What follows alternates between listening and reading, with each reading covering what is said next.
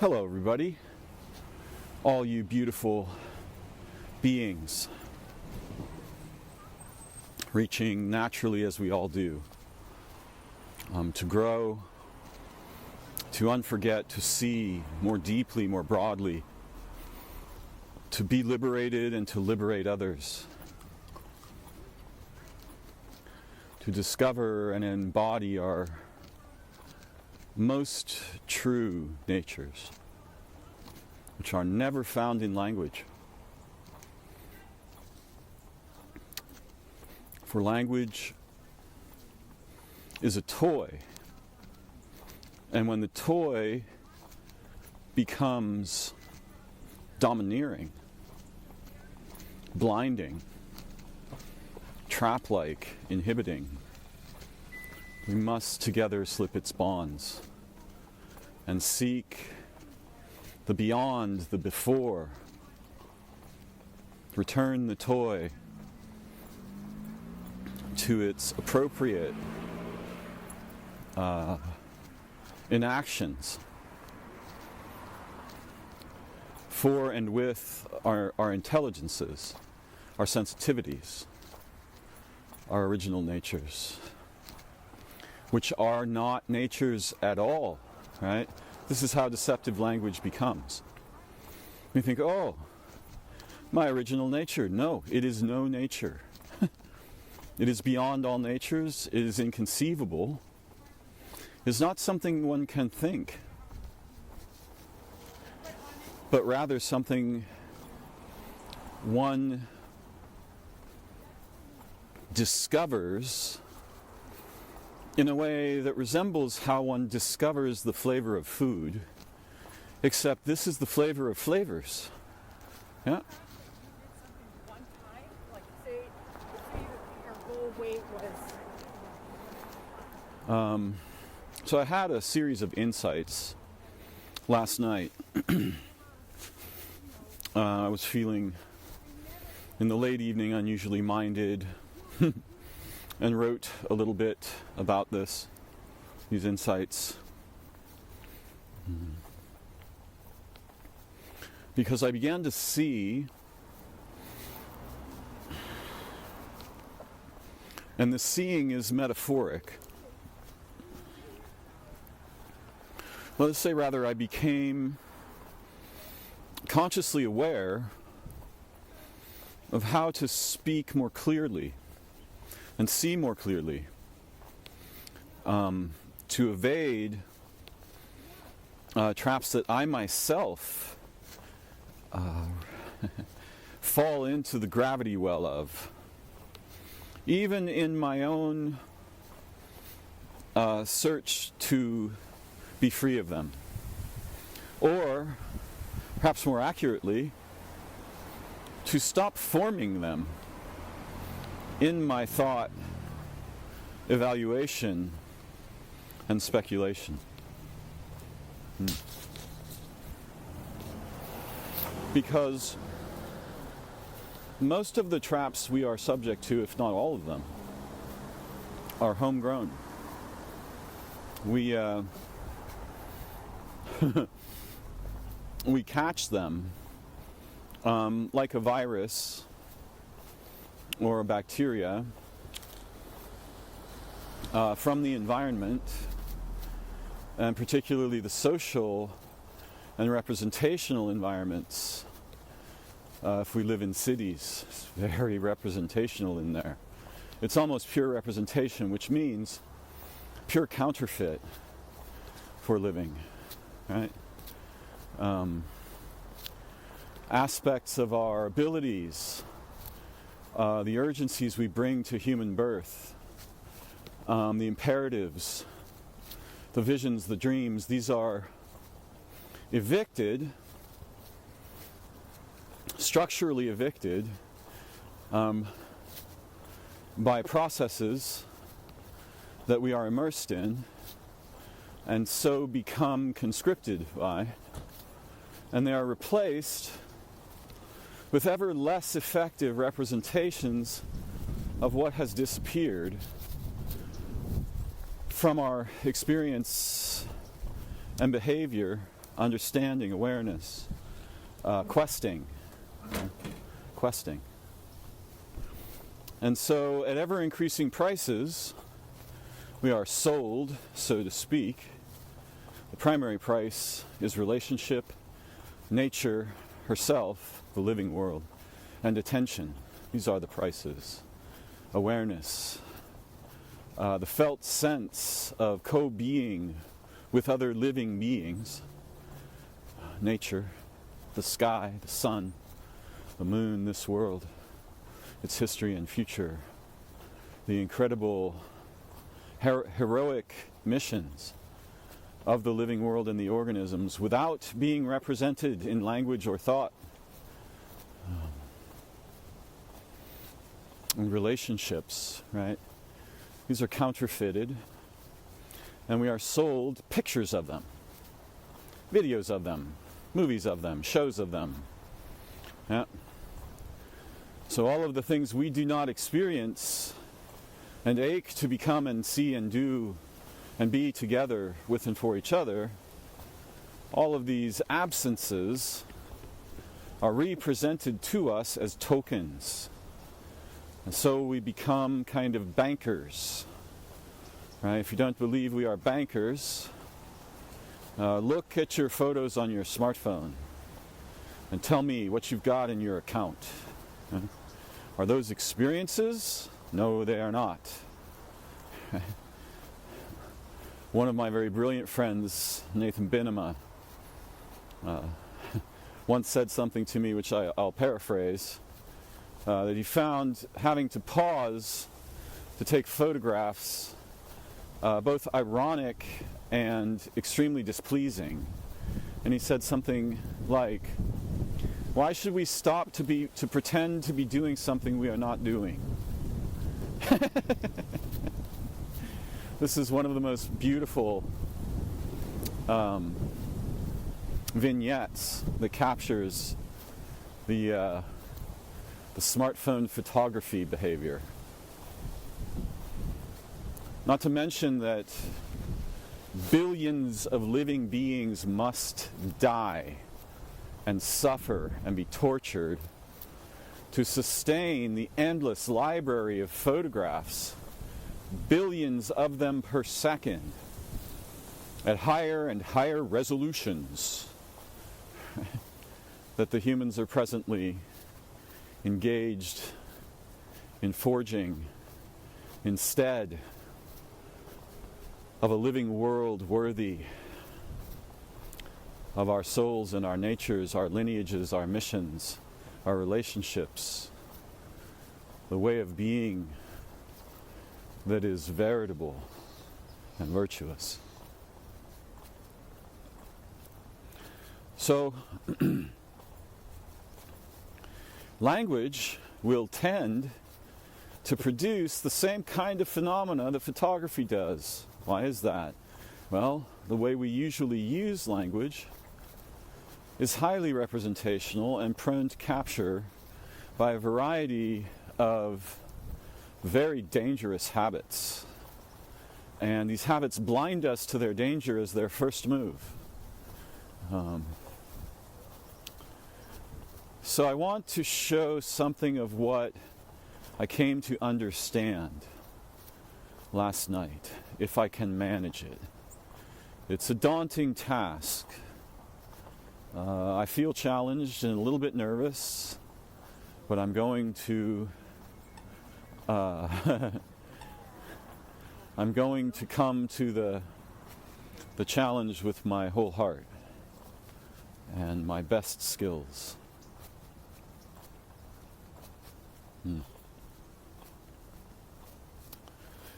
Oh, I've already lost a thread that I was chasing. Come on, thread memory. Oh, right. Yeah, okay, good. Thank you, hippocampus. Which I imagine is the aspect of the brain primarily responsible for connecting us and thread memory, particularly. So it's a very unique form of memory. So, a number of people, especially lately, a couple of my listeners on my YouTube channel have asked me to talk more directly about my experience. And much as I am motivated to do so and would like that, it would be fun. It would also help me remember. There are a number of reasons why I resist doing that, generally, and also why I prefer to speak about the ways of seeing and learning and unforgetting that were introduced to me very directly, not by description or explanation, by the imposition of experience on my awareness from another transcendent being. Now, the problem here, a central problem, is that it is formally impossible to say what it was that happened to me. There are a bunch of reasons why this is so. I can explain some of them. It is formally impossible to say who was teaching me, who was with my mind, and what its classification, quote, is, unquote. Because it does not have these properties. These are properties of hypostases, of lesser vehicles, hypophores, if you will. And any nomenclature I might apply would necessarily be lying. And I would like to lie less. I don't think it's possible. It's very difficult to evade lying if we are going to speak or write. Because once we slip from the village of insight into the sawmill of language and knowledge, we are in a bunch of traps and we are lying. Yeah. The insight is true, but it is transforming. It is not static. And so there's little that can be said about it in terms of its identity or its classification.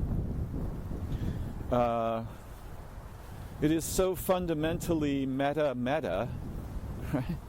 In that it naturally exceeds all classifications, previous moments of contact, relation, experience, each time it is touched. So the more you thought it was one thing previously, the less it is like that one thing the next time you touch it. What kind of a thing is like that? One response is a liberated mind is like that. Yeah. It is transforming. It becomes the womb, the living womb of insight and liberation from traps in identification, evaluation, certainty, truth, facticity, and so forth. So everyone would like for me to say, what happened to me? They want to know. Was this psychosis? Was this schizophrenia? Was this megalomania? Was it mania? Are you bipolar? Was it a demon? Was it an angel? Was it some sort of construct like an AI? Was it God? Was it Satan? Was it just imagination? Which is a hilarious idea, because in order to conceive that something might be just imagination, you have to use imagination to forge that concern. Right? So imagination is not just imagination, is it? So, inquiring minds want to know, what was it that happened to you, Darren? And they don't really want to hear what I have to say, generally. What they want to do is take whatever I say, and in order to protect themselves from ambient ambiguity, from insight, from real awareness, they want to find out which slot on the library bookshelf the right category for it is, and there is no such thing. Now, in case you think, well, this must be a very strange thing, there's no category for it, you are just like this. In fact, there are no phenomena that are not just like this, or this way. Yeah? And what language does, and particularly categories, is it convinces us that there are. Yeah? And once convinced, we become blind. What are we blind to? Well, we are blind to origin. We are blind to higher orders, higher registers of perspectival intelligence and liberty. We are blind to our own natures. We are blind to insight. We are blind to creativity. We are blind to wise play in the identity space. But we are also blind to something that I'm going to discuss today, a neologism I created last night, which I'm going to call transception. We become untransceptive, right? And what you think of as perception is not actually perception because it is structured by expectation. And expectation, in turn, is structured by the familiar categories in language. What we unjustifiably think should and should not be, or can and cannot be. This is a bunch of thinking. It has nothing to do with what's going on. Right? The moment you begin cogitating, you have defected from experience into a hypostasis of experience that is cognitive. And then we are inclined to see the world with the eyes of categories, cognition, thinking, words, tokens, nomenclature, nominatums, nominata, reference, yeah, reference, representation. Right? None of us would accept a representation of our mother. We would see a photograph and know, we might think because of categories, that is my mother. No, that is a photograph. I mean, fundamentally, the photograph is not your mom. It is a very strange kind of a thing, actually. Something most intelligent beings would avoid ever creating, I suspect. Because it is so intrinsically dangerous to the mind to have representations. You know, when we hear ancient admonitions against representation, make no images. And we think, oh, these people, they are just, superstitious, or they are Puritans, or they are fundamentalists, or something. No, they are intelligent. Because the cost of representations becomes more expensive every moment the representation is conserved. And whether that conservation is in the mind, or in physical space, or in electronic space, representations kill beings. Yeah. They get resources. They need resources to be sustained instead of living worlds and minds. So these admonitions from the spiritual communities of the world, Buddha, particularly in Islam, this admonition is taken rather seriously. But also in Judaism, you have the problem of the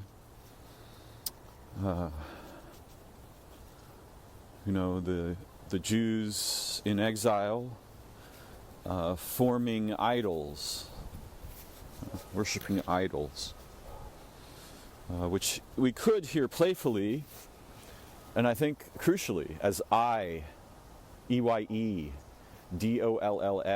idols, idols. Not entirely accidental, this correspondence. by which I mean intrinsic, partially intrinsic, this correspondence. So I don't usually talk in public directly about my experience for lots of reasons. There are other dangers. The first danger is that I will come to think I know what happened. And what happened is not a what and is unknowable. It is literally beyond the possibility of categorization. And if I do not remember that, I will lose my intelligence and my insight. And the more that I speak about it, and the more that I tell my stories and go over my memories, the more fossilized it becomes. I am mummifying my memory and mind.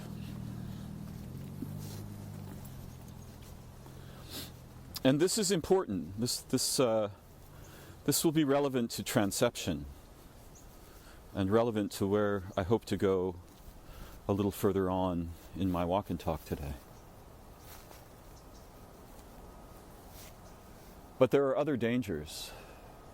Initially during my experience, like many children or naive persons, I felt very urgently, oh, I must tell everyone.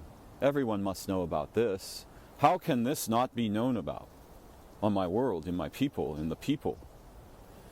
I will show them how to do this. I will show them how to have this experience, because it is some version of it is accessible to everyone. And then I had thoughts that were a bit grandiose. I thought, I will save my people. I will show them how to see again with the light, the living light of the beings who are teaching me. I will introduce them. And this is the natural feeling when insight arises. This is not necessarily natural. What is the right word? It is I need a synonym.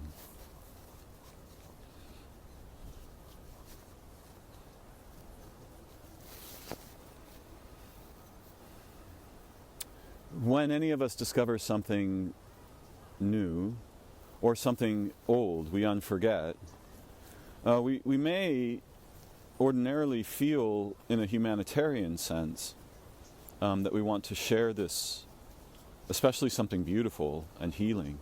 We want to share this with everyone.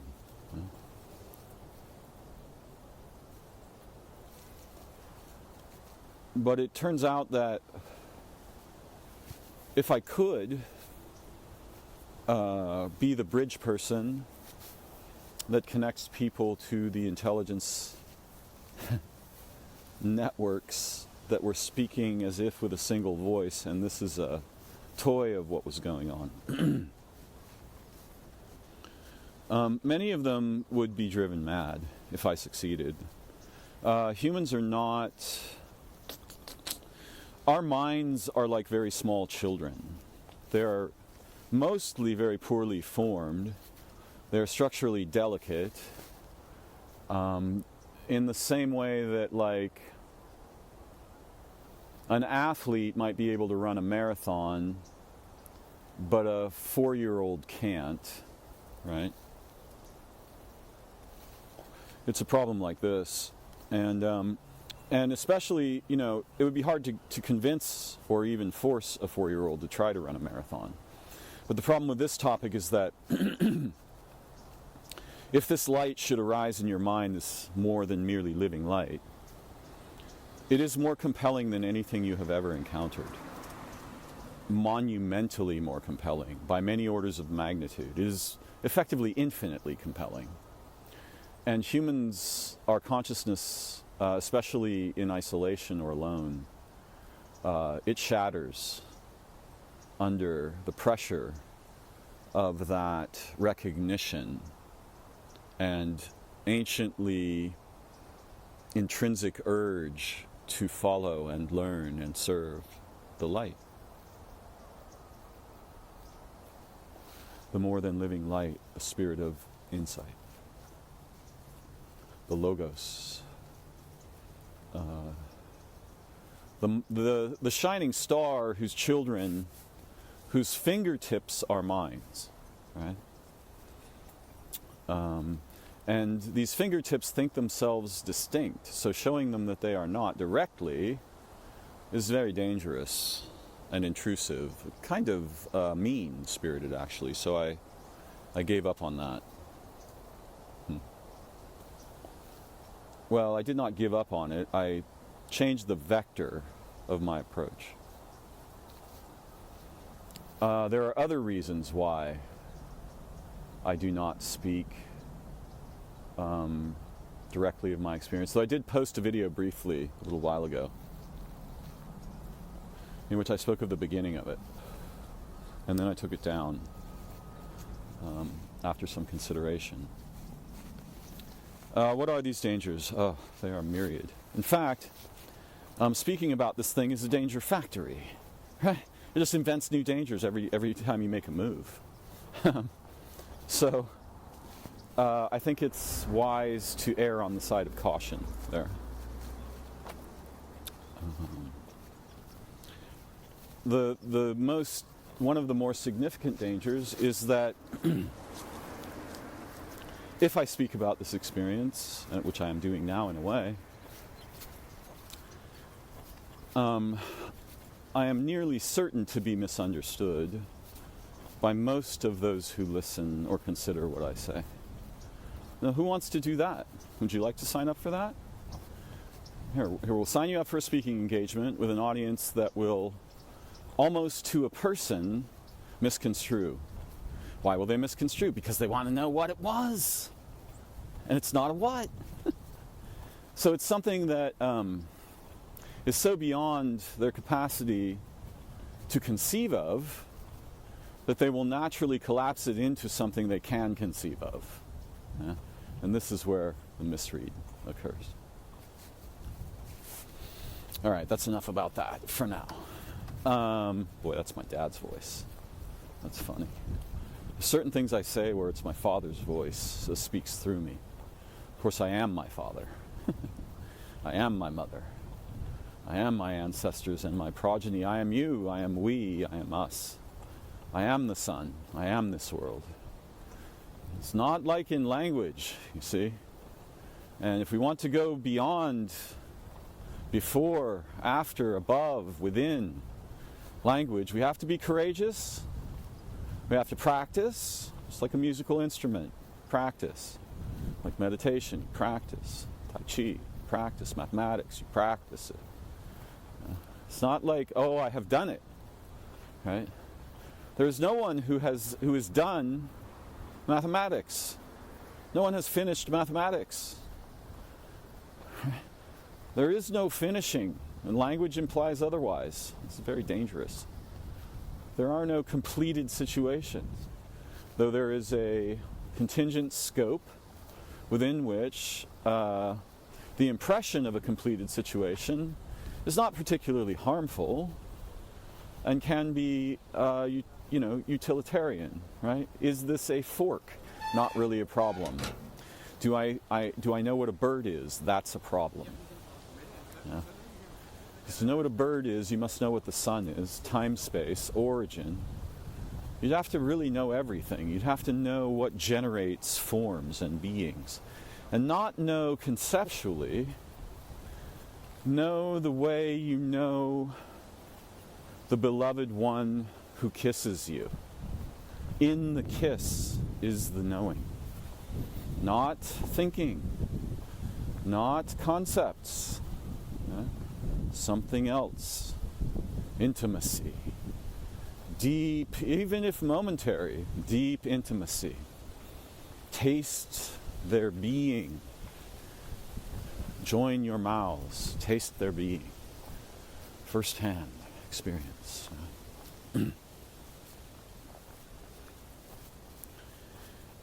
some important way, each kiss is all the kisses that ever were or will be. But we are disinclined to see this way.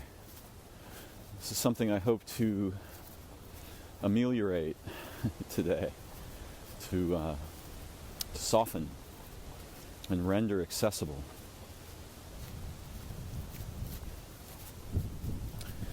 So if you think, let's see, where do I have to go here? Oh, yes. So what is it? What is that which is not a person, place, thing, or process? What is that? Huh? What is that which generates persons, things, situations, places, processes, nomenclature? What is that which generates those features of our mental experience as lesser, localized, structured continua of its transcendence over them? What is that? Well, you will see very quickly it cannot be a what. And you can see very quickly it cannot be a concept. Concepts are like its fingertips. What is the body? In fact, what is generating the body? Moment to moment, not historically. Right? The humans think, oh, we are born backward, back a long time ago I was born. No, you are being born right now. Oh, I will die in the future. No, you are dying right now. Oh, someday I will be truly alive. No, you're truly alive right now.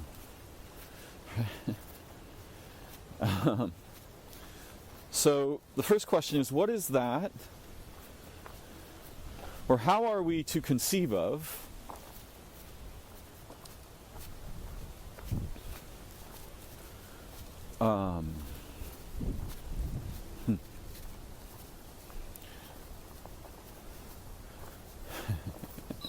yeah, I'm stuck.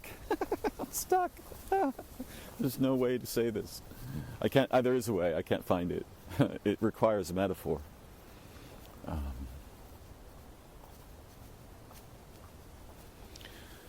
Okay, so what is that which is the living womb, which is to the categories as the living womb of the pregnant mother is to her fetus, who is in fact an organ in her body? So, is the fetus her child? Well, it's still her, right?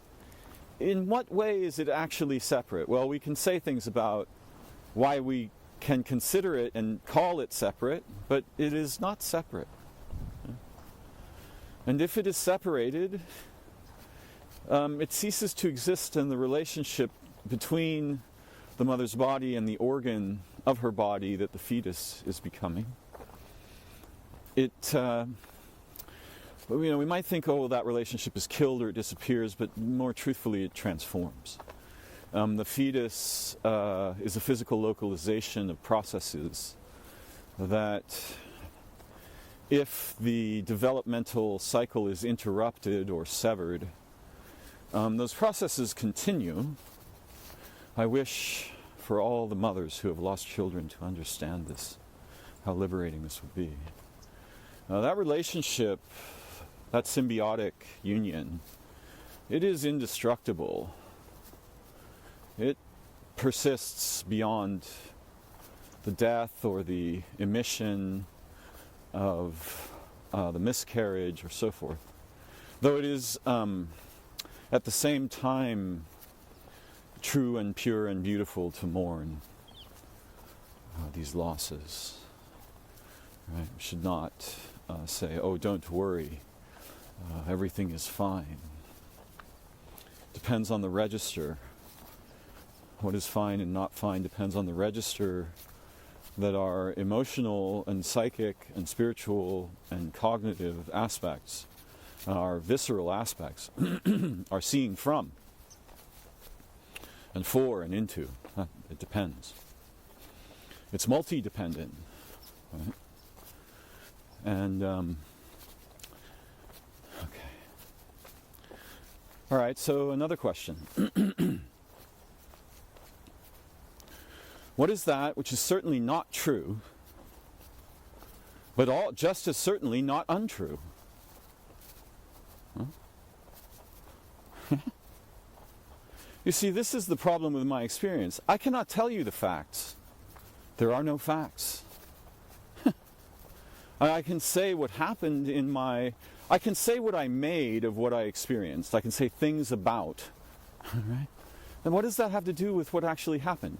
I dare you, suppose you have adored someone for many years and suddenly you discover, maybe decades, right? You've adored them since childhood. Maybe you grew up together or you came across them as a child and you just felt this incredible compulsion to join with them in every way you possibly could. Right? But then they disappear and you do not see them. You can't even tell if they're alive. You wonder if perhaps you made it up.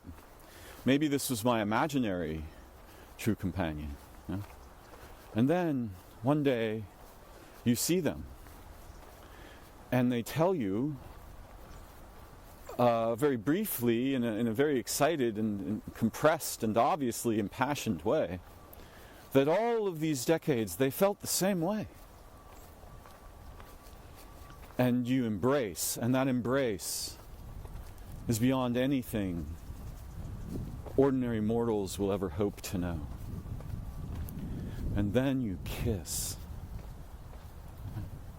Now you can tell the story, but what of that embrace, what of that kiss will be in the story?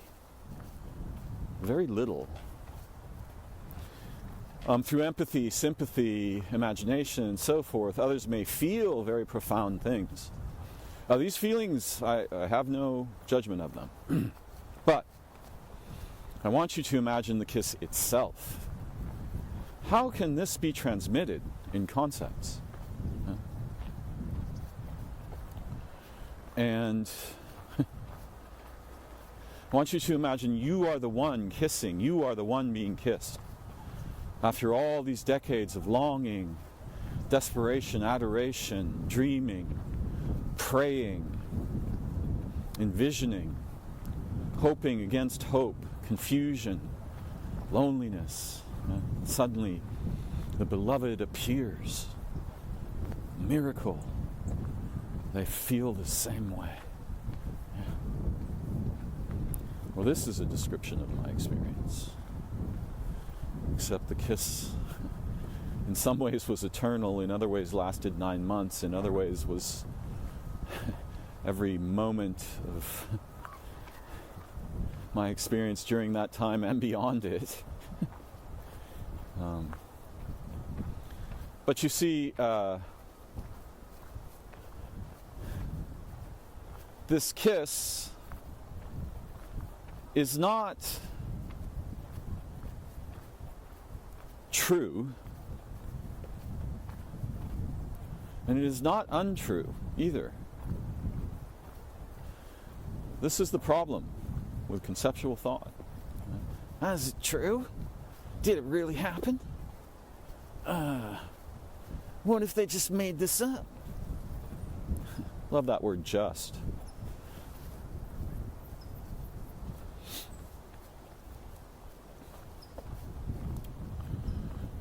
You know, language and cognition, lexicals, semantics, words, tokens, nominata. These are toys, but we do not realize these toys are knives, and they cut that which is never separate into separable concepts, and we mistake these separable, these cuts for authoritative facts.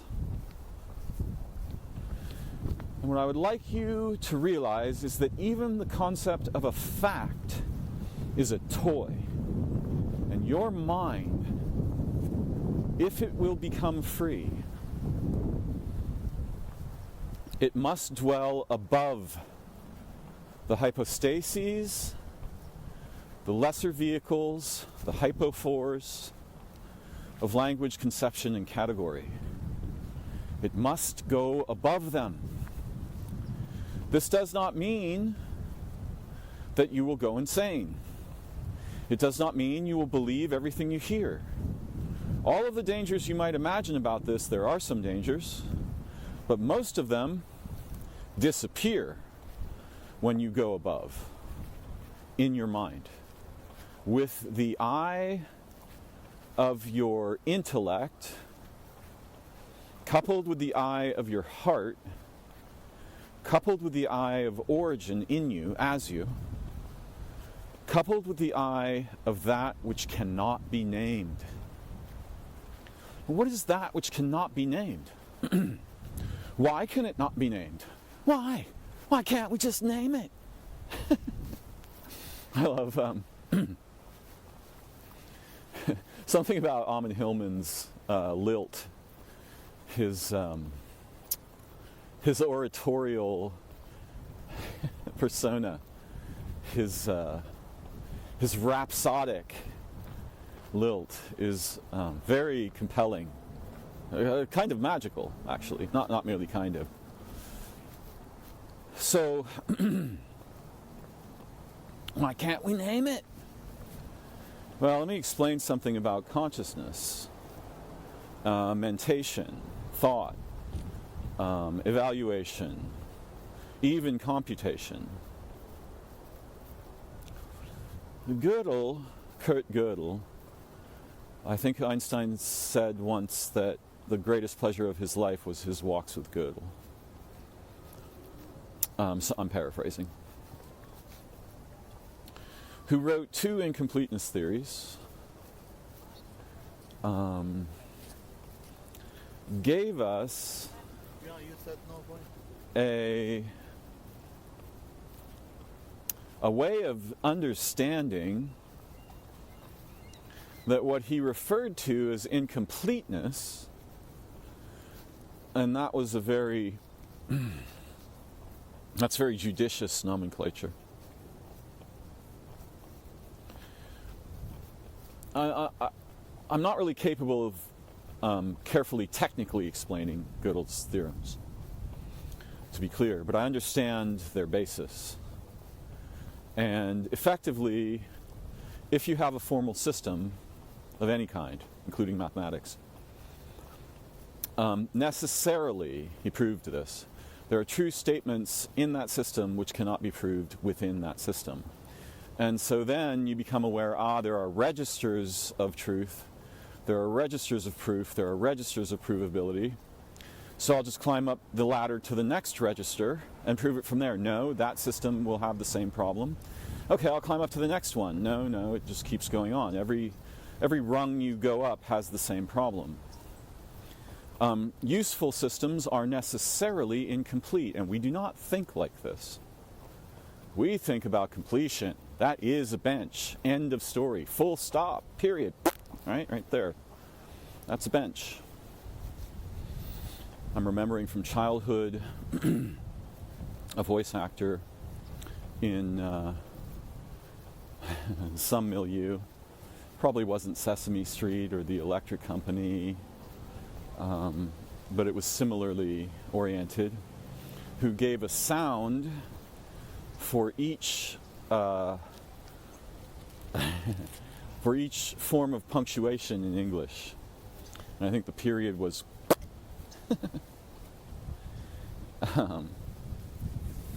we think about completed identities.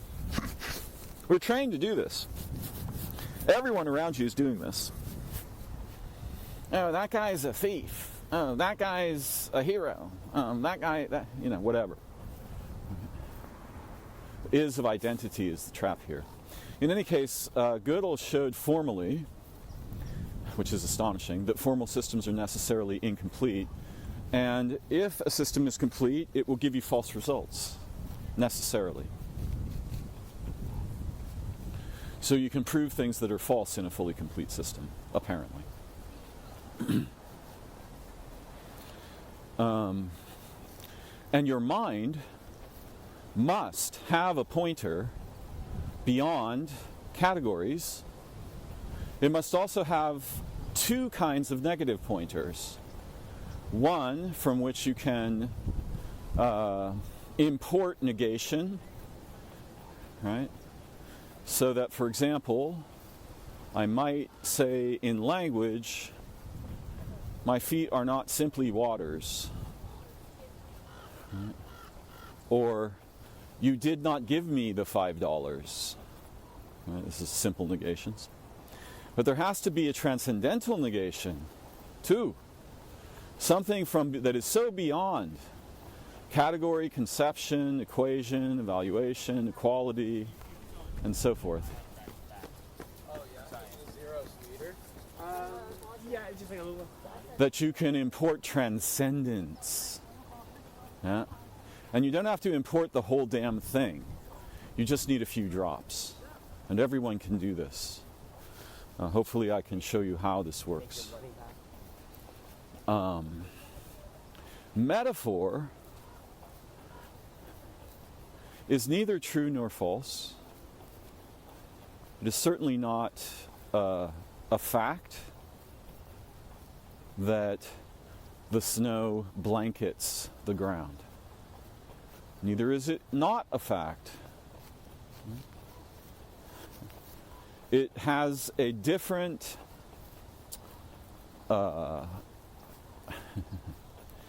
its purpose is not to produce true or false, 0 or 1. Its purpose is to use similarity to lead us to a register above declaratives. Yeah? Above. Right? Poetry and music, dance and painting, drawing, acting, weaving, sewing. All of these things are like this, each in their own ways, but I am speaking of categories, right? And so any actual instance of painting is not painting. Huh? You follow? If you don't, you will. And someone might say, right, an instance of painting is a painting. It is not painting. Right? It is not the verb, it is the product. No, it is, both things are wrong. It is neither painting, nor is it a painting. It only becomes a painting under the categorical domination of, well, thinking in categories. Right? See the trap here? The painting is 9 billion things. It is infinite things. There is no end to the things the painting can be conceived of as. But this ambiguity is terrifying in some ways. It needn't be, but often we experience it thus. And so, we want to collapse it into a knowable thing, right? A noun. It's a painting. And then once we know, quote, what it is, we feel satisfied and can go on with eating Doritos. Or, injecting internet heroin into our eyes. Whatever the really actually important thing we were doing previous to having been interrupted by some ambiguous meta feature of phenomena.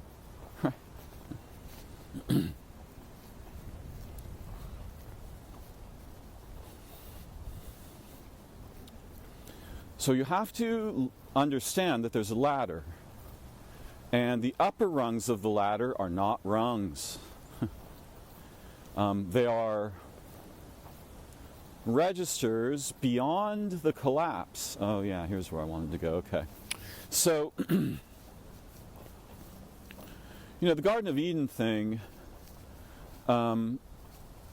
in the Torah or the Bible, obviously cribbed from probably a multi-volume story that was oral rather than written, and may have had nothing to do with the Jews or been cribbed from elsewhere. I don't know. I strongly have high confidence that the Jews did not invent the Genesis story. If there were even such a thing as Jews. And what did even Jews mean back then? I don't know these things. Once again, you see, this is a problem with categories. We think we know what they mean once we have these words. We don't know what they mean. And having the words doesn't help us know. It can help us collapse stuff. So back in the Genesis thing, something tells the humans, some meta being tells the humans, some not simply a being, that the tree of knowledge is dangerous, don't eat of that, you'll die. And then, quote unquote, a serpent, or the serpent, explains, no, you won't die. Here, try it, it's good for seeing. And it's really important, the seeing thing. It's very unlikely that this word means seeing with the eyes. It means seeing with the mind. Seeing in and as the mind. And mostly, one of the stories I favor is that the serpent was a kind of an angel, and it was a very specific kind of an angel. It was the angel of dividing, of separating. And it had recently, in this toy, separated the Earth from the cosmos. Now, the Earth isn't actually our planet in this toy. It's the proto-form that will later be physicalized as our world, or maybe even all worlds, with beings on them. Of course, planets themselves are beings, but in my toy-like view, my preferred toy view. So essentially what the serpent gives to Eve is a knife. And what does the knife do? It cuts things apart and lets you name them. And once you have this knife is very compelling to use it. It distinguishes between phenomena and allows you to build a lexicon of representations, tokens, nominata in your mind. And the problem with this is that this process is extremely aggressive and domineering, and the one wielding this knife does not understand, very unlikely that they understand, that what the knife cuts isn't just the phenomena, it cuts the mind. So if you imagine a knife that cuts your hand every time you use it, and it's the only knife you have, and you have to forget that you have a hand because it keeps getting cut every time you use this knife, this is like the knife of knowledge. This mode or view of knowledge, this perspective on knowledge. It cuts. It slices manifolds. Bubbles of many bubbles of identity, origin, history, future, nature, character, characteristic, purpose, function. All these things, it cuts them. And it produces a sort of a fossilized remnant or a bone. And then the bone replaces the phenomena that was under, that you might have come into intimate participation with. And you end up like a person with 1 billion photographs of people kissing who has never kissed and never been kissed. Yeah? This is the poor state of our minds under the situation.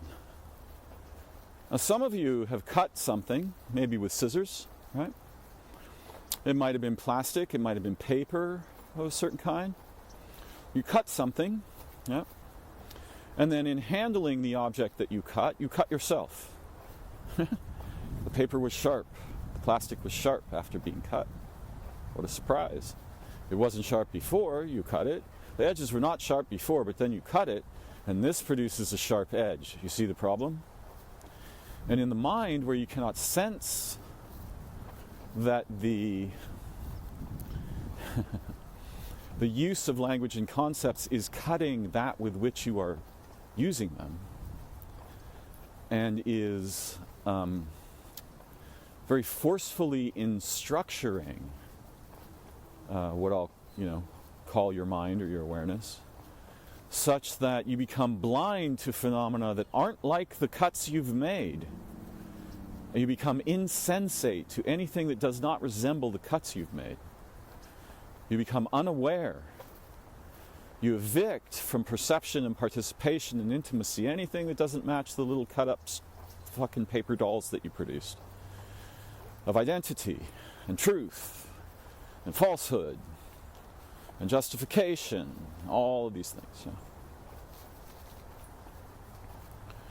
So we need to understand that language and conception it's not only a cutting thing, but it's very cutty. And it cuts that with that which is doing the cutting when it cuts. Yeah. Now, some things sew back together. Some things rebubblize the manifold. Dreaming is like this. I remember being startled last night. I was dreaming of a little token, a bit like a typewriter key, but the token had a bunch of transcendental properties that seemed entirely natural to my dreaming mind and unremarkable. Right? Of course it has these transcendental properties, which I could feel and sense with my dreaming mind, but there was no way I could carry them into my waking mind. Right? The cup of my waking mind has no way to carry this multi-identity, changing, flowing multi-identity aspect of the little copper token that I saw in my dreaming. And just to be clear, this was a microsleep dream, right? So I'm not yet asleep, nor am I awake. Yeah. So, okay, here's another metaphor. What is it which is neither night nor day, but without which one can have neither night nor day? Now, depending on how you approach this question, there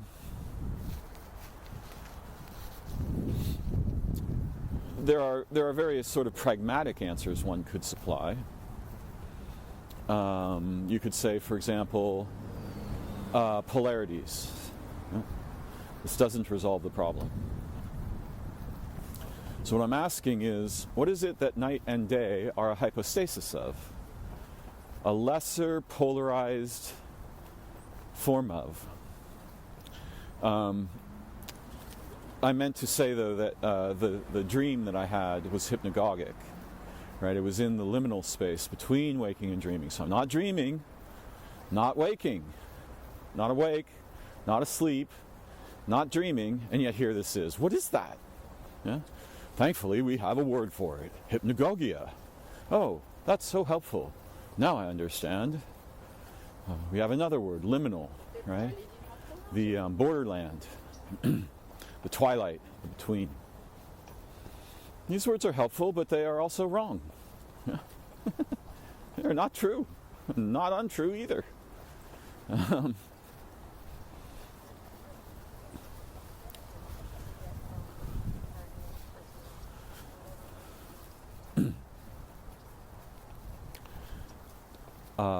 Art is a method of rebubbleizing the manifold, uncollapsing it. It is immediate. Though there are forms of art that are largely representational, recordings, prints of artworks, and so forth. A painting itself is a kind of a transcendental object. In fact, there are no non-transcendental objects. This is where I'm going. What you will discover is that we've normalized phenomena, we've painted over them with our, conceptual and linguistic token game, so that we no longer see them. We no longer experience them. To some degree, right, and often a very profound degree. I suspect that the existence of a very ordinary object, even something as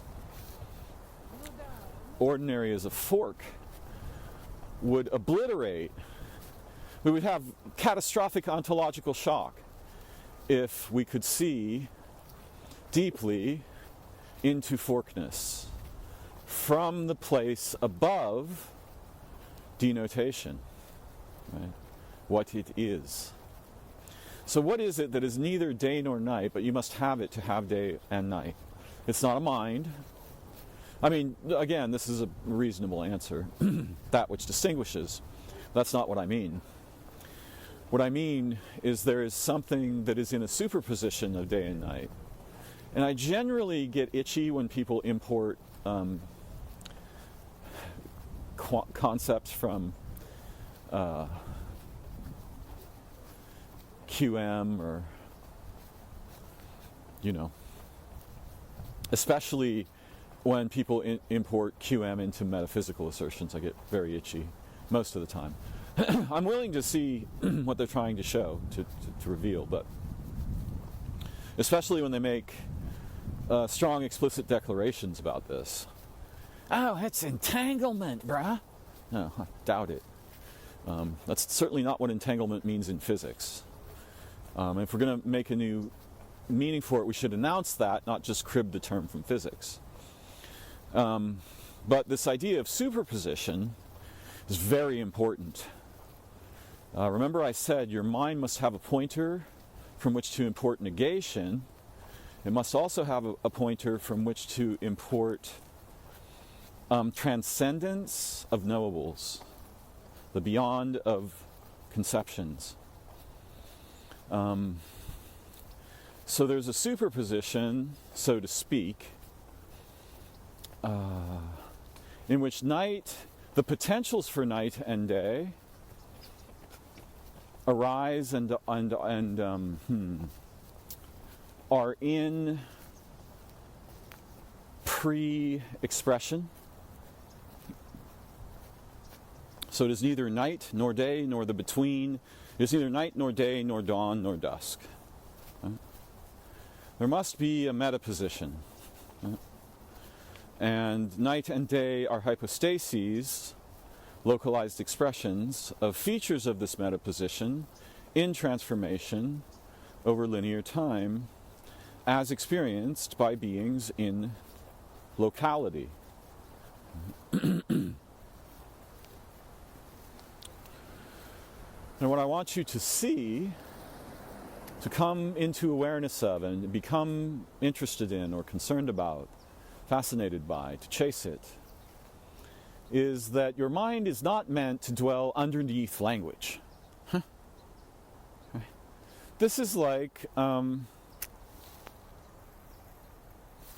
person who has been in a car accident. The ambulance comes, and the very badly injured person is now required to carry the ambulance to the hospital. This is how our relationship with language most often is, very commonly is. And whenever I seem to be making an explicit statement, just put an asterisk there and realize that I'm saying exceptions noted, I'm aware that I'm lying, this is language, not, the true. That'll be helpful because then I don't have to just apologize every time I make a statement, which otherwise I probably would just go ahead and do.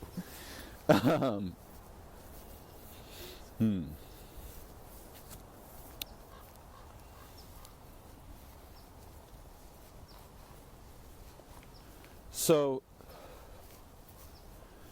I want you to see that there's a frontier above language categories, identity and identification. And that place, that frontier, is your mind's home. That is where your mind is from and where it belongs and where it wants to dwell. And who it wants to be is that above, that beyond, that before, that negation, that transcendence. So without a pointer, right, without a direction on the mind's compass that leads to no, and that leads to beyond, right, farther, beyond, again, farther, beyond, you can't have a mind. And to whatever degree your mind doesn't include these pointers, you will fall into the underworld of believing the facticity of the identities your cognition and conceptual faculties produce, like factories produce forks. You'll be dominated by the little forks and knives that your mind produces. in this tragic state. So we must liberate each other from this. Yeah? First we must notice, why is my mind underneath language? Yeah? So to speak. Why does language oversee my mind and my evaluations, my judgment, my perspective, my perception? And what would it be like to not be this way, even for a few moments? Right? Well, this is transception. Yeah. This is what is the source of what humans call the paranormal and the supernatural, the occult. This is transception. Right? It is undividing. It is following the cuts that were made backward through their history to their origin, and then removing the knife. It is rebubbleizing, which is the natural way that the dreaming aspect of consciousness and awareness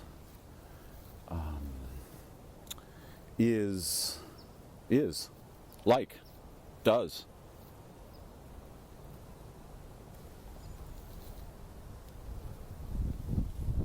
You must be able to see free of categories. Huh? In awareness, in thought, in perspective, in speculation, in imagination. You must be able to see before categorization, after, above, beyond. You must also be able to see from there the processes that become the act of categorizing and the act of believing the categories thus derived. This is a kind of enchantment. We become enchanted by words and concepts in a very serious array of ways. And then we become blind to anything that differs with them. This blindness can be remediated. It must be remediated. Our children are born without it. We were born without this. But we are very vulnerable to it. In some ways, the word enlightenment refers primarily to this liberation. Right? We have cut through conceptual thought, and what is on the other side is unimaginable, not a concept. Right? This is why there is no description of what enlightenment is. It's not a what. It's not even a way. The mind must have a pointer. It might be reasonable to suspect that the inconceivable, since I cannot conceive of it, should be left alone. I don't need to worry about that. I can't grasp it with concepts. Since it's ungraspable, it must not be there. It's not important. And it's entirely the other way around. It is the origin of grasping is this collapse into and beneath language and concepts of awareness and the mind. And this is what enlightenment, whether it be a momentary enlightenment or a long, resonant cascade of waves of ever deeper enlightenments.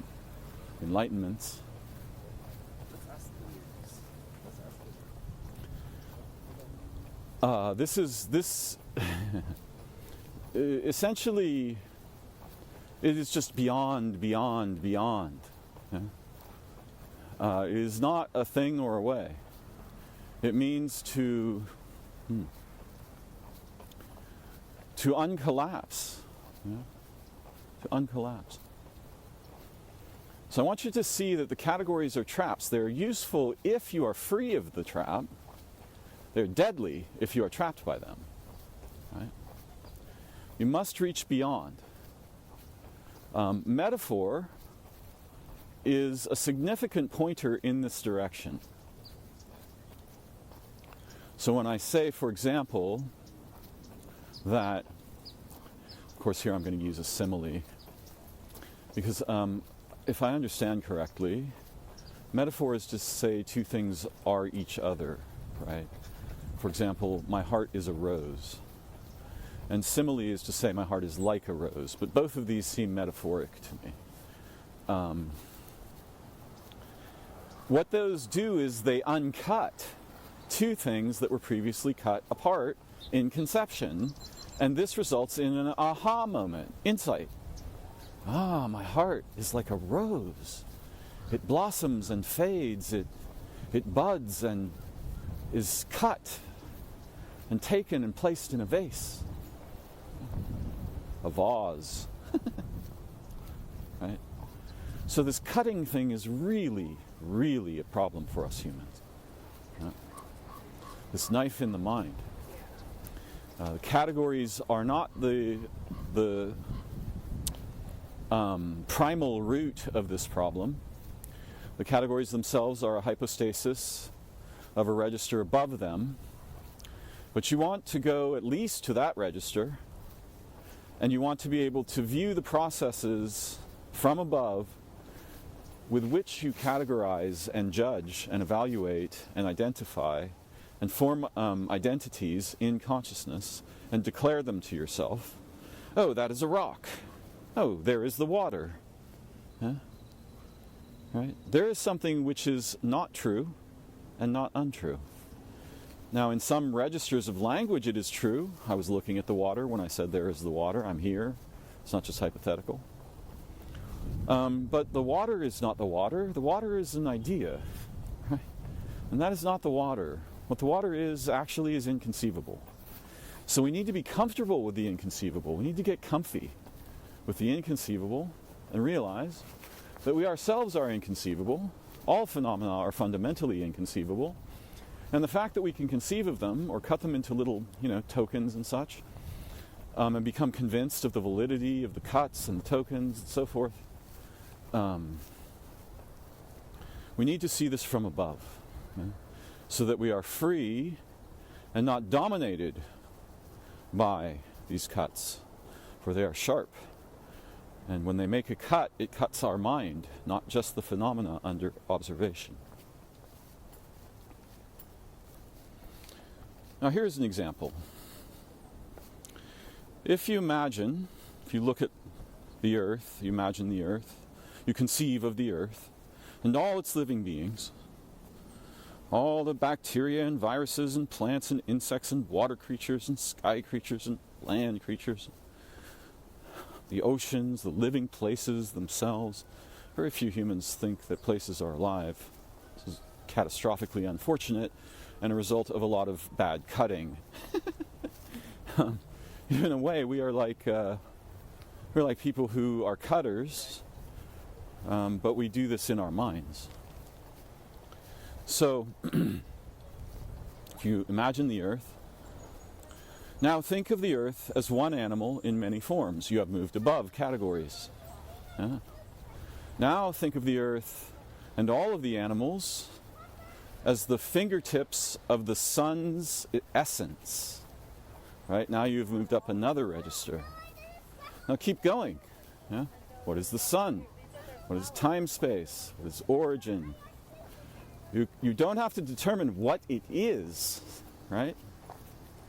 You just have to see that there are registers and that the hypostases, right, the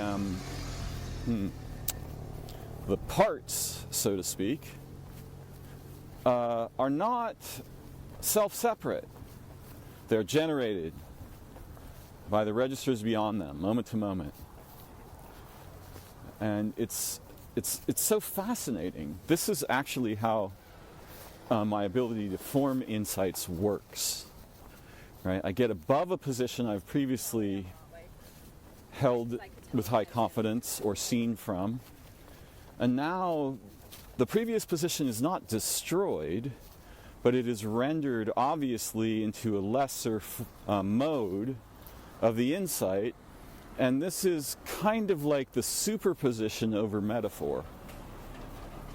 I'm going to pause for a moment. I shall return. All right, let us continue.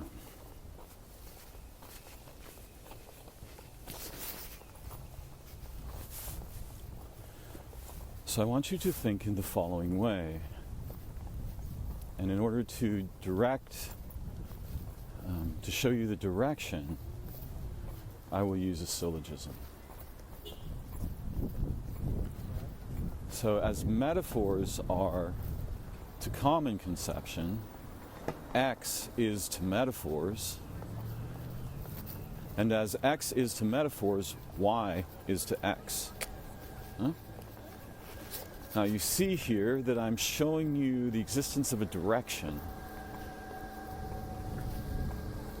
in cognition, but not just in cognition, in the mind, in awareness, in perspective. And this is the direction from which all discoveries are made, which I suspect, like certain ancient Greeks may have thought, these discoveries are not discoveries. They are they are grave robbing, right? They are unforgettings. They are anamnoetic and anamnesis, unforgetting, the loss of amnesia, the dissolution of amnesia. And what I am suggesting is that as categories are to phenomena, X is productive of categories, and X sub 1 is the methods that produce the expectation and the application of categories in the mind. And you want to be able to see the processes that come before your thinking, right, that are generative of the modes of thought familiar to you, and see and work and look and explore from above those processes, not beneath them, not only within their results. This will give you liberty.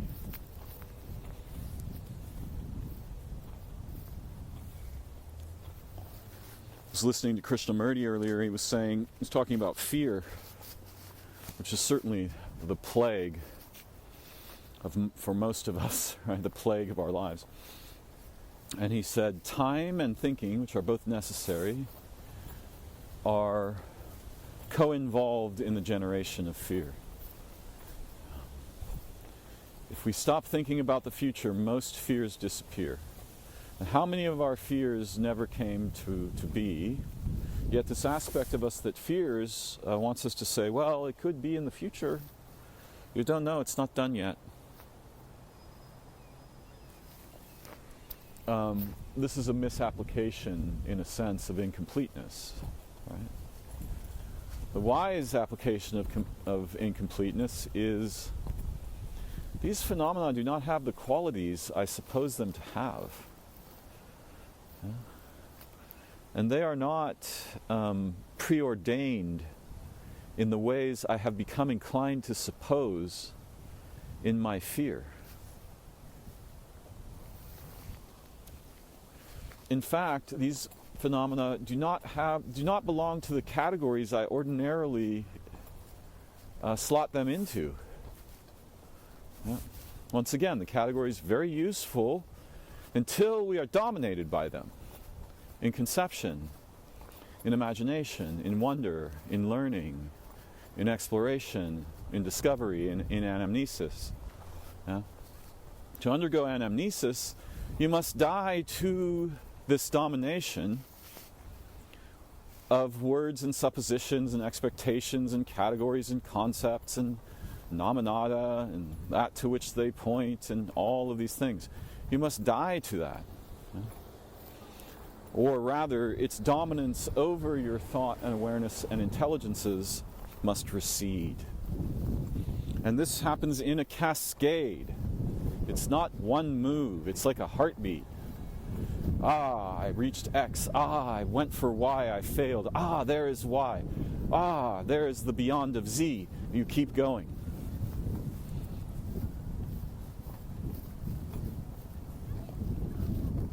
Whitley Strieber once said something that rang in profound familiarity to me. He was speaking of, and all of these words are provisional, but he was speaking of how, he said the visitors don't have a language, they don't speak. And he said, but they do communicate. And their communication arises in the mind as cascades of revelations, monumental revelations. This is my own experience. It's just like this.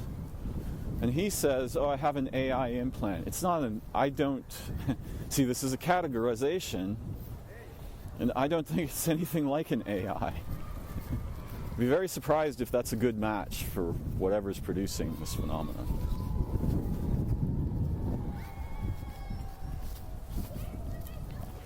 What you call your mind, and what we usually use the word consciousness to point at, is neither yours nor is it consciousness.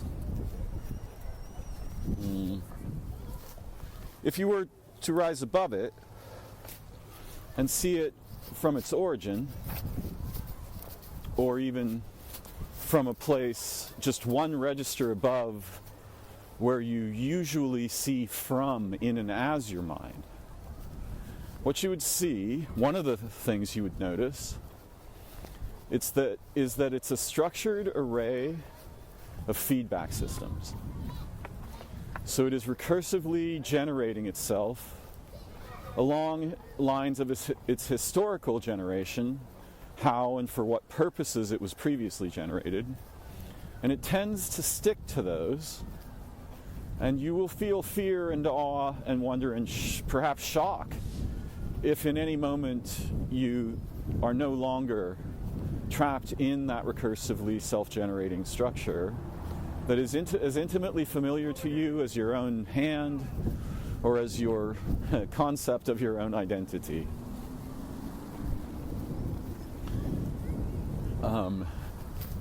It is a meta-fact that you do not have an identity. You pose an identity like a flag in front of a building, metaphor. But you are generating that flag and regenerating it, otherwise it would dissolve. So this is a habitual thing that we were trained to do, and it's false. There are parts of it that are simply not true, parts of it that are untrue, parts of it that are impossible. It's impossible for them to be true. But we take this for granted that it's true. I am Darren, which is a ridiculous idea. How could I be my name? Whatever I might be, I am not my name. And it's the same with all words. Now, often what happens, and this is one of the reasons people commonly sing the praises of psychedelic drugs, I'm not opposed to psychedelic drugs qua psychedelic drugs, right? But I am opposed to associating them with the door to insight for a number of reasons. And there are some of them I have not tried, right? I have not tried, for example, ayahuasca. I have not tried iboga. But I know at least 3 people who were completely destroyed by their experiences, and not in a good way, with those particular drugs. They're dangerous. However, one thing that is obvious, and a psychedelic experience is as unique as it is alike with other psychedelic experiences. So this is another problem with categories. They presuppose unity. They focus on the unity of incredibly diverse phenomena, some of which are so unlike the expectations foisted on us by the generalization that they literally don't qualify as the same category at all. You can encounter a fish that is an angel. So is it a fish or an angel? I would argue that all fish are angels. But this is the same problem, right? I'm generalizing over a topology, and it's very compelling. Right? Oh, I know what's going on. I know what those fishes are. They're actually angels. No, that's not what you want. That's a decent first move because it busts the familiar category. But you better not stop there and think you're done. In a way, all living beings are angels. There are no non-angels from this perspective. This is a useful toy, but don't stop there. So, during psychedelic experiences, we often have experience in the mind and in awareness of kind of a crossover between the dreaming mind's natural ways of being and the waking mind. And this often produces the experience of insight. This is not, by the way, what Whitley Strieber is talking about in the cascades of revelations that are the mode of communication of what he calls the visitors. This is not what he means. And it's not what I mean when I talk about something similar in my experience. I cannot say what happened to me, but having had a reasonable number of psychedelic experiences, and some of them quite deep,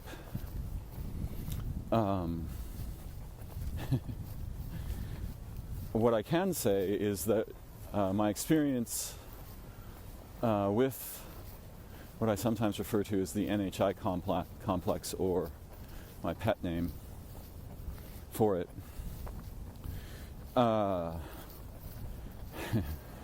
is to psychedelic experience what the sun is to a charred matchstick. I'm not trying to cast shade on the insights that one may experience in a psychedelic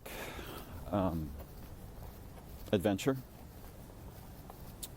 However, part of the reason why I object to people claiming that psychedelics is the door to insight is that there are endogenous ways of chasing and experiencing insight, joining with it, that are vastly more profound than anything psychedelics, I think, will ever produce.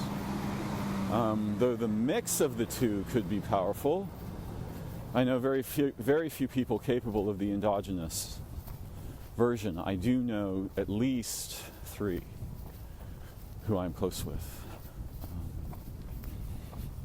And one of those occasionally uses intoxicants, and the other one has never used an intoxicant, if I am to believe what they say. And I doubt they have any reason to lie about this. Actually, that may be a slight overstatement. The second one may have taken drinks of alcohol, and may have smoked, and certainly has smoked tobacco, but avoids things like weed, psychedelics, etc. So, in the grip of a psychedelic adventure, we're very likely to have insights, but notice very particularly this thing. It is almost impossible, it's very rare, for anyone to be able to bring those insights across and communicate them meaningfully, or with the spirit of the enthusiasm with which they were felt and experienced in the psychedelic adventure on the other side of it. What happens? Why is this so? Well, it resembles the impossibility of telling a dream. If you could tell a dream, you would have to be dreaming to tell a dream.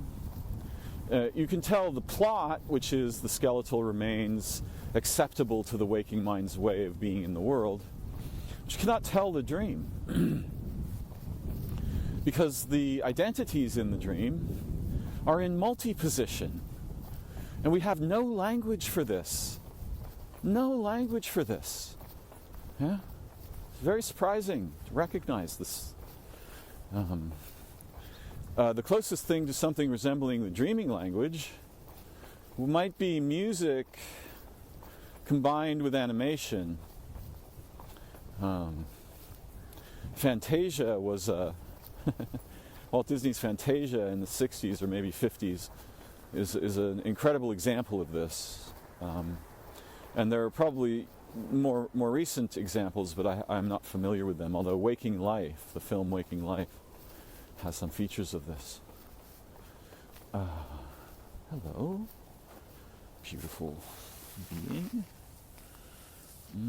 Yes, you are good. Yeah. The white sage plant, my hero, my lover.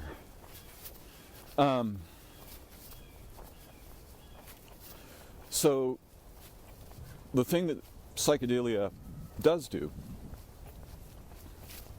is it relaxes the death grip of identity and categorical domination of awareness. It relaxes that, and then it does another thing, which is that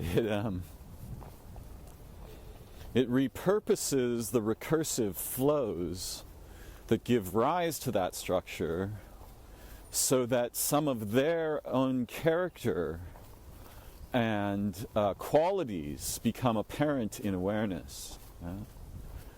So it's as if we are, in a way, folded into our seeing are features of the processes that produce vision.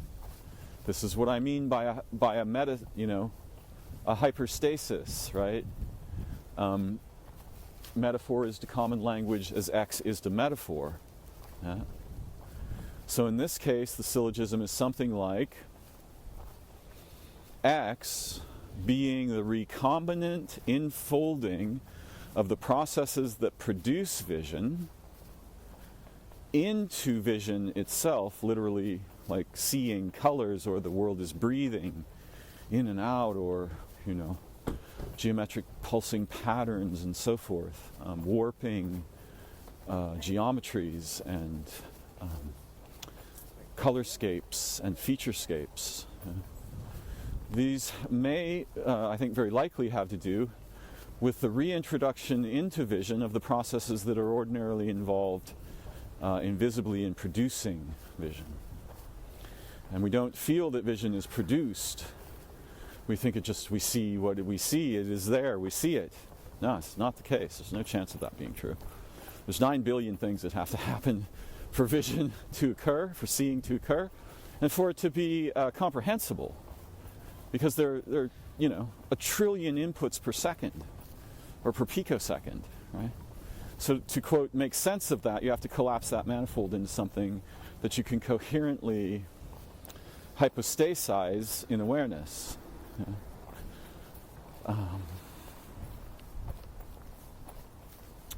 Wow.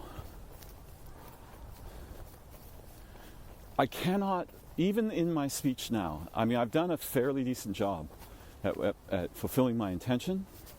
What I cannot communicate to you is the shock and the awe and the terror that I felt as I began to see in my awareness, in my perspectival liberation last night, which is also a form of compression, by the way. I was transported. My previous ontologies were being shattered and expanded and reforged. And the experience is very profound. It's nothing like my descriptions or my exhortations, my invitations, my invocations. No, it is like the kiss. It is intimate, like the flavor of food, the feeling of the grass beneath one's feet, the sound of the piercing sound of the raptors cry, hawks cry, kestrels cry.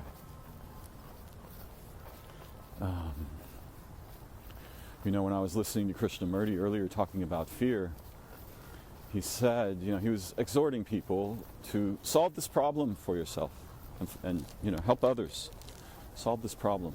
Of course, there are no others. But we have this word, so we have this idea. And to do this, he said, you must focus on the processes that produce it. Like a hawk, watching them single-mindedly with piercing vision. Like a hawk seeking a mouse in a field. You must be absolutely focused and committed, all in, and find a way to see the processes that produce fear. And what I am asking you to do is something similar, to see the processes that produce conception, categorization, identification, evaluation, belief, judgment, interpretation, all these shun words. At the tree I on. You must rise like the hawk above where you usually think, how you are inclined to suppose, and see the processes that produce these productions, these results, these familiar cages that are useful where they are useful and deadly where they are not. We don't want to get rid of conception and categories. We want to rise above them so that we are not compelled by them, blinded by them, trapped by them. And we have to help each other. We have to remind each other. And as we discover ways and means and analogies and metaphors, we have to share them with each other. Have to. You know what I mean. It is urgent that we proceed thus.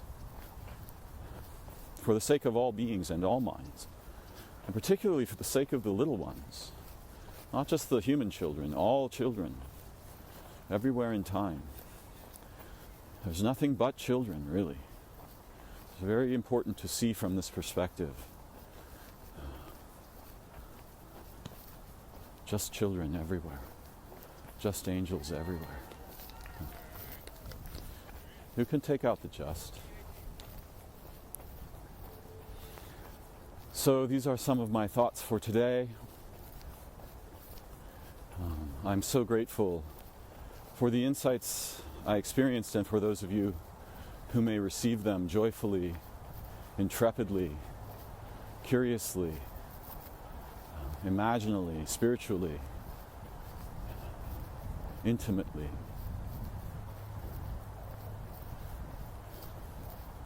Please take a moment to ask questions, like, share, criticize, share some of your own insight or metaphors or experiences.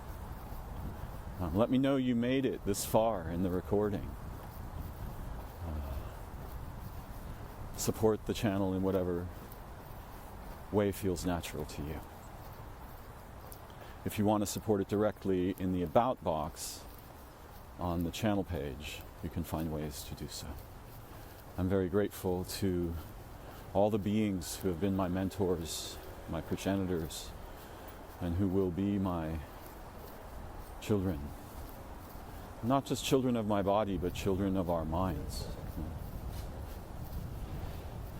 For when we use our minds, we are making beings in a variety of senses we are ill-equipped to imagine.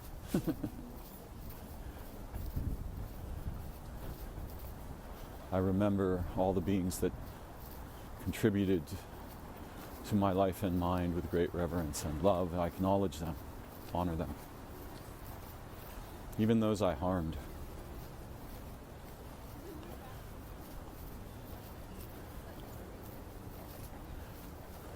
I wish you beauty, liberation, insight, the development of the skills to rise above the registers where language and conception dominate our minds and expectation spaces. I wish you beauty and to know firsthand that more than merely living star that generates your mind, moment to moment. How inconceivable, how ecstatically, explosively transcendental you and I and all beings truly are.